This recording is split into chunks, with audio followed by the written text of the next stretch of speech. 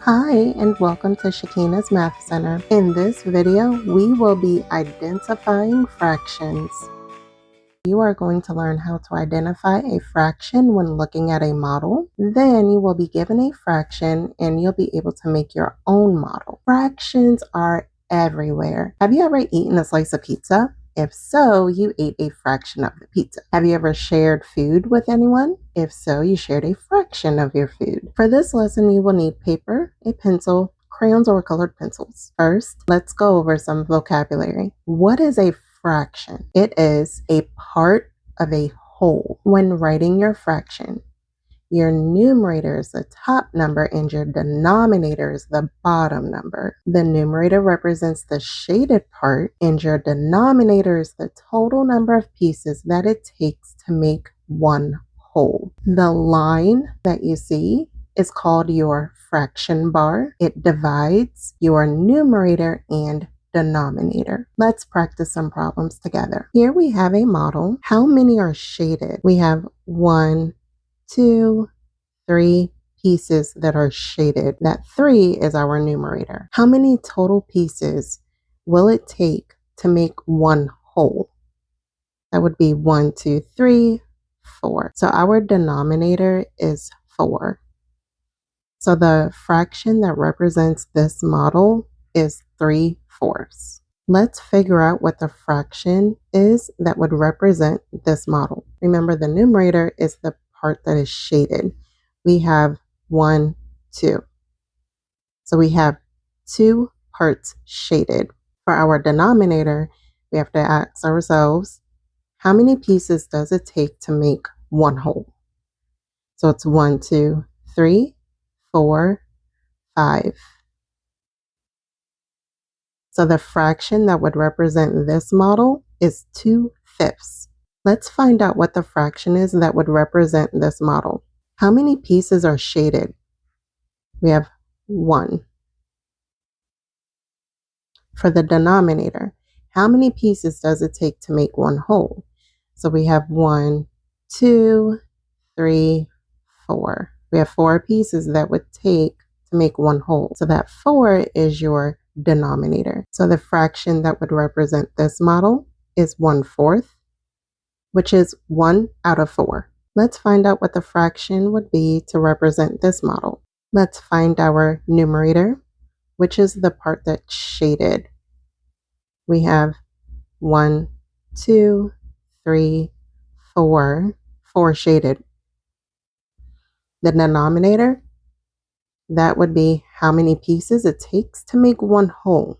That would be 5 total pieces. So the fraction that represents this model is 4/5, which is 4 out of 5. Let's find out what the fraction would be that would represent this model. For our numerator, remember, it's the part that is shaded. We have 1, 2, 3. We have 3 pieces shaded. That represents our numerator. Our denominator, we have to figure out how many pieces it takes to make one whole. So we have 1, 2, 3, 4, 5, 6, 7, 8. Our denominator is 8 because it takes 8 pieces to make one whole. So the fraction that represents this model is 3/8, which is 3 out of 8. So as you have picked up by now, your shapes may look different. You might have a circle, you might have a rectangle, a square. In this case, we have an octagon. If we look closely at this octagon, we can tell that half of it is shaded. However, the octagon is not broken up into halves. It's broken up more. So let's figure out what the fraction is that would represent this model. For our numerator, let's count the pieces that are shaded, which is 1, 2, 3, 4. That is your numerator. Our denominator, we have to figure out how many pieces do we have total. So 1, 2, 3, 4, 5, 6, 7, 8. Our denominator is 8. So the fraction that represents this model is 4/8, which is equivalent to half. So let's look at this model. Just by looking at it, it looks like the entire thing is shaded, which is one whole. But let's figure out what the fraction is. To find the numerator, figure out how many pieces are shaded.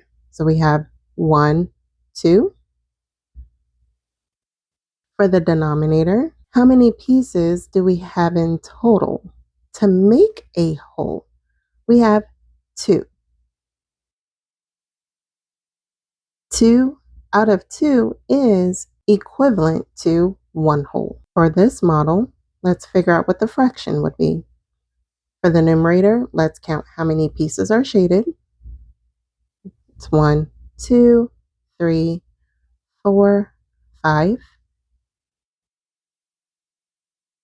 And then for the denominator, how many total pieces do we have that would make one whole? 1, 2, 3, 4, 5, 6. The fraction that represents this model is 5/6, which is 5 out of 6. Now we are going to practice making our own models when given a fraction. Let's go through it step by step. We're going to model what 1/2 would look like using this rectangle. Step number 1, look at your denominator. Our denominator is 2. Step number 2, we're going to divide the shape into that many equal parts. So we're going to take this rectangle and divide it into 2 equal parts. Step number 3, look at the numerator. The numerator is 1. So we're going to shade one of the pieces like this. So the model that represents 1/2 can look like this. Now we're going to model what 2/4 would look like. Step number 1, look at your denominator. Your denominator is 4. So we're going to divide this rectangle into 4 equal parts. Now let's look at the numerator. The numerator is 2. So we're going to shade 2 pieces. This model represents 2/4. Now we're going to model what 6/8 would look like using this rectangle. Step number 1, look at your denominator, which is 8. We're going to divide our rectangle into 8 equal parts. Let's just make sure that it's 8. Now let's make sure we have 8 pieces. So actually count your sections. 1, 2, 3, 4, 5, 6, 7, 8. Now we're going to look at the numerator, which is 6. So we need to shade 6 pieces. It would look like this. This model represents 6/8, or 6 pieces out of 8, or 6 slices out of 8. Let's model what 1/3 would look like. So again, look at your denominator. It's 3, so we need to divide the rectangle into 3 equal parts. Now we're only going to shade one of those pieces. Our numerator is 1. So this model represents 1/3. It is 1 part shaded out of 3 total pieces. Now let's model what 4/4 would look like. The denominator is 4, so let's divide our rectangle into 4 equal pieces. And we're going to shade 4. Our numerator is 4, so we need to shade all 4 pieces. So this model represents 4/4, which is equivalent to 1 whole. Now let's model what 1/8 would look like with this rectangle. Divide your rectangle into 8 equal parts and make sure you have 8. So 1, 2, 3, 4, 5, 6, 7, 8. And let's shade 1. This model represents 1/8. If you found this video helpful, click the like button. Click subscribe if you haven't already to be alerted for future videos. Thank you for watching. See you soon.